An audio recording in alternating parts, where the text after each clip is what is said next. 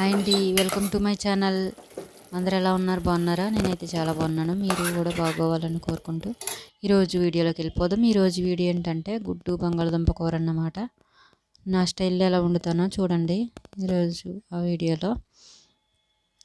First గుడ్లు అంటుకోకుండా ఉండాలంటే సాల్ట్ కొంచెం వేసుకొని ఆయిల్లో అప్పుడు గుడ్లు ఫ్రై చేసుకుంటే మనకి అంటుకోకుండా వస్తాయి అన్నమాట. ముక్కలు అయిపోకుండా ఉంటుంది. చాలా టేస్ట్గా కూడా ఉంటుంది కర్రీ. ఫస్ట్ టైం నా ఛానల్ ఎవరైనా చూస్తే ప్లీజ్ లైక్ చేసి, షేర్ చేసి, సబ్స్క్రైబ్ చేసుకొని నా ఛానల్ సపోర్ట్ చేయండి. ఇలా కొంచెం సేపు మూత పెట్టుకొని గుడ్లు వేసాక ఉంచుకుంటే బాగా ఉడుకుతుంది. వెంటనే తిప్పకూడదన్నమాట. మనం గరిటె పెట్టి కొంచెం వేగిన తర్వాత తీసి కలుపుకుంటే మనకి అంటుకోకుండా బాగా ఫ్రై అవుతాయి అన్నమాట గుడ్లు.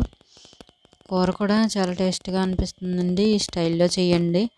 మీకు ఎవరికన్నా తెలియకపోతే ఈ టిప్ ఫాలో అవ్వండి. చాలా బాగుంటుంది. గుడ్లు వండేటప్పుడు చాలా ఇబ్బంది పడుతూ ఉంటారు చాలామంది. ఇలా అంటుకుపోతూ ఉంటాయి కదా, ఇది అంటుకోకుండా ఇలా ఫ్రై అవుతుంది అన్నమాట. నాకు కొత్తగా తెలుసుకున్నాను. మీకు ఎవరికన్నా తెలియకపోతే ట్రై చేయండి. ఇప్పుడు గుడ్లు బాగా ఫ్రై అయిపోయి ఇప్పుడు వాటిని తీసి పక్కన పెట్టుకోవాలి.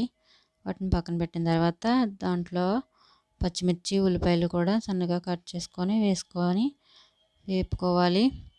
అవి వేగటానికి కొంచెం సాల్ట్ కూడా వేసుకుంటే తక్కువగా వేసుకోవాలి. వేసుకొని అప్పుడు ఫ్రై చేసుకుంటే మనకి తొందరగా ఉడుకుతాయి అన్నమాట, మెత్తగా ఆనియన్స్. ఈ ఆనియన్స్లో మనం సాల్ట్ వేసుకుంటున్నాం కదా, ఫస్ట్ గుడ్లు ఫ్రై అవ్వడానికి కూడా వేసాం కదా, కాబట్టి మనం తక్కువ వేసుకుంటూ లాస్ట్లో టేస్ట్ కోసం వేసుకునేటప్పుడు చూసుకొని వేసుకోవాలన్నమాట, లేకపోతే ఎక్కువైపోతుంది.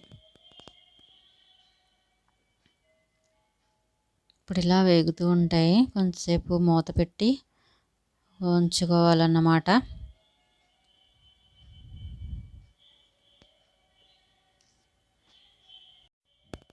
ఇప్పుడు ఉల్లిపాయలు బాగా మగ్గుతున్నాయి. మగ్గిన తర్వాత చూడండి ఇలా కలర్ మారింది. ఇంకా కొంచెం మారితే ఇంకా టేస్ట్ బాగుంటుందన్నమాట. ఇప్పుడు చూడండి ఎలా మారిందో ఆనియన్స్ కలరు. ఎలా మారితే చాలా టేస్ట్గా ఉంటుందన్నమాట కూర. నేను ఏ కర్రీ చేసినా ఈ టైప్లోనే వేపుకుంటాను బాగా ఉల్లిపాయలు. ఇలా వేగిన తర్వాత కొంచెం పావు టీ స్పూన్ పసుపు వేసుకొని తర్వాత అది వేగిన తర్వాత టమాటాస్ కూడా వేసుకోవాలన్నమాట. అవి కూడా మెత్తగా అయ్యే వరకు బాగా ఉడికించిన తర్వాత అప్పుడు మనం మిగతా ప్రాసెస్ చేయాలి.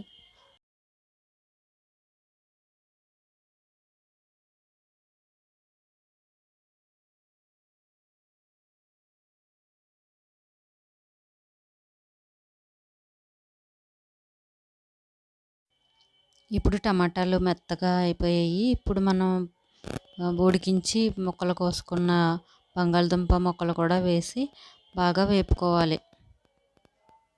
మీ దగ్గర అవైలబుల్ ఉంటే కొంచెం అల్లం వెల్లుల్లి పేస్ట్ చాలా లైట్గా వేసుకుంటే ఇంకా టేస్ట్ బాగుంటుందన్నమాట. నేను వేసాను కానీ వీడియో క్లిప్ మిస్ అయిందన్నమాట, చాలా తక్కువ వేసాను. ఇప్పుడు కారం వేసుకుంటున్నాను. 2 స్పూన్స్ కారం కూడా సరిపడా వేసుకుంటే మనకి కూర తీయగా లేకుండా మంచి టేస్ట్లో ఉంటుందన్నమాట. కారం ఎక్కువ తినేవాళ్ళు మరి ఎక్కువ కాకుండా వేసుకుంటే చాలా బాగుంటుంది కర్రీ. వేసుకొని ఇలా కలుపుకోవాలి. సాల్ట్ కూడా వేసుకున్నాను. ఇప్పుడు ఉడికించి ఫ్రై చేసిన గుడ్లు కూడా వేసుకోవాలి కూరలో. వేసిన తర్వాత 2 నిమిషాలు బాగా ఫ్రై చేసి దాంట్లోనే మనం వాటర్ సరిపడా వేసుకోవాలి. అంటే ఆ ముక్కలన్నీ మునిగే వరకు వేసుకొని ఎక్కువసేపు మనం ఉడికించామంటే దగ్గరగా అవుతుందన్నమాట కూర. ఆ దగ్గరగా అయిన తర్వాత మనకి టేస్ట్ చాలా బాగా వస్తుంది. ఇంకా ఏమీ అవసరం లేదన్నమాట. మన దగ్గర ఉంటే కొత్తిమీర కూడా వేసుకొని లాస్ట్లో దింపుకుంటే చాలా టేస్ట్గా ఉంటుందన్నమాట కూర. గుడ్లు బంగాళదుంప ఈ కాంబినేషన్ చాలా బాగుంటుంది. చిన్నప్పుడు నేను ఎక్కువ తిన్నాను అన్నమాట. మా అమ్మగారు అదే చేసేవారు నాన్ వెజ్ లేకపోతే. అంతేనండి, ఎంతో టేస్టీ అయిన కర్రీ రెడీ.